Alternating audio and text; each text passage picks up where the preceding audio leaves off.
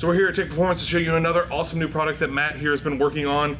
It is our Ultra Low Billet air-to-water intercoolers for the Texas Speed Titan intakes. What you're looking at here are the two different TSP Titan intakes. This is the SR3, and that's the SR1, so pretty much LS1, LS3. So it's called the Ultra Low, but what's the actual height? So the actual height that you're adding between the base and the lid is only about 2 7/8 of an inch, so 2.875 inches.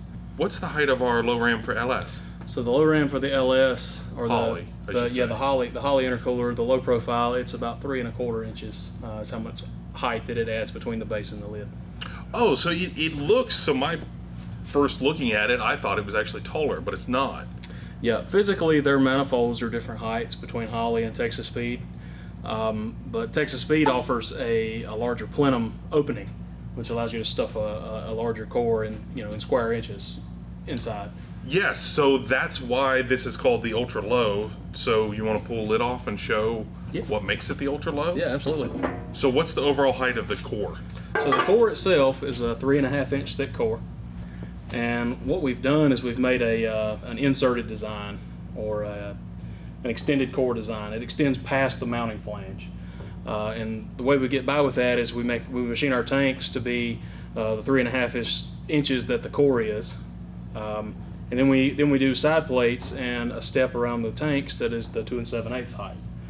And the way that we assemble it, the way we machine it, just the way that we designed it, we're able to get a minimum height added between base and lid with a maximum core for efficiency, doing it this way.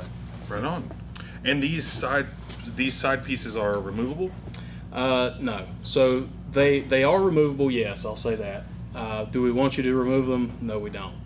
Okay. The way that we assemble these, it has to be very precise in order for the O-ring grooves to line up, in order for the mounting surfaces to be parallel with each other, and to keep everything as true as possible. So we do all the assembly on the side plates. So they'll come pre-assembled, ready to install? Yeah, they'll come pre-assembled. O-rings already installed. It'll come with the included hardware that everyone needs.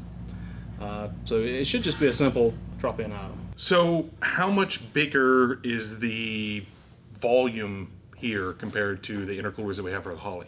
So with the design of the Texas Speed manifold, it has a 25% larger opening area than the Holley manifold does, about 25%.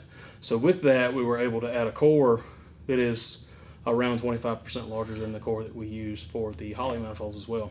Right on. And so this is a core for our big intercooler, our 1700 horsepower intercooler. And so looking at it, so this core in the Texas Speed intake is just a little bit shorter than this one, but it's got more surface area ultimately. Yeah, it's slightly shorter, but it's a lot wider, so it gives it more ability for air to pass through. Right on. And so that's what I remember when you first were talking about this and being really excited about it, and that's a lot of your excitement came from the fact that you're able to run pretty much a shorter height than our low profile, but a bigger overall core surface capacity than our large intercooler. Yeah, exactly. So we can run that 2 7/8 height that we get from the design with that thicker core design. So we can stuff a bigger square inch size core in the opening, and we have more cooling ability than even our larger intercooler does for the Holley manifold. Right on. So this is pretty exciting. We've got the 4 inlets outlets here like usual. Pretty much super simple when you're putting it together. You just need to make sure that you have your feed coming in one end in terms of front to back, and then your return coming out the other end. Yep, that's correct. Not just feeding it, here to here. Yeah, we like the flexibility of being able to use alternating corners if needed for your setup. Yeah. So that's why we like the 4 port design that we utilize. Right on. And then so when you order it, we'll have drop downs for the plug-ins, because if you're just running a single in and a single out, you'll need 2 plugs. What's the AN size? It's a 16 ORB, just like our Holley intercooler. So we'll be offering the 1 intercooler here for the Texas Speed Titan intakes. Again, long runner, short runner, Gen 5, LS, 3, 4.